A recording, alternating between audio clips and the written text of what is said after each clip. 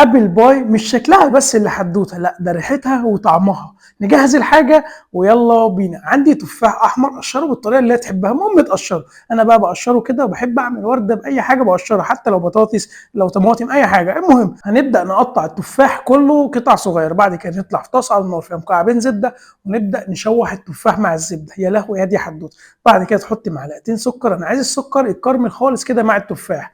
اول ما التفاح كده يبدا ياخد لون كده ويكرمل، ابدا حط رشه قرفه، قلب تقليبه حلوه. واول ما التفاحه تبدا معاك للطراوه دي، شيلها وسيبها تبرد على جنب. هات الباف بيستري، ابدا افرده كده ورش رشه دقيق، وبعد كده نفضه من الدقيق خالص. حط بقى التفاح كده في النص واقفل من النص، بعد كده بشوكه قفل تقفيله حلوه بالشكل ده كانك بتعمل سمبوسك.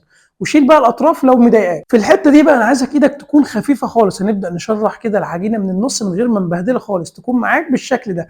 بعد كده الصينيه اللي هتخش الفرن، ابدا رص بقى الابل باي، بعد كده اديها رشه زيت، سخن الفرن على 180 بالظبط، هتقعد 10 دقائق وعينك عليها هتطلع معاكم بالشكل ده. بقول لكم ايه، حدوته بقى، تاكلها ساقعه تاكلها بارده براحتك، المطبخ بتاعنا والاكله بتاعتنا ومحدش له حاجه عندنا. اعمل سيف للحلقه دي لانك هتحتاجها في رمضان، هتحتاجها في رمضان. سلام.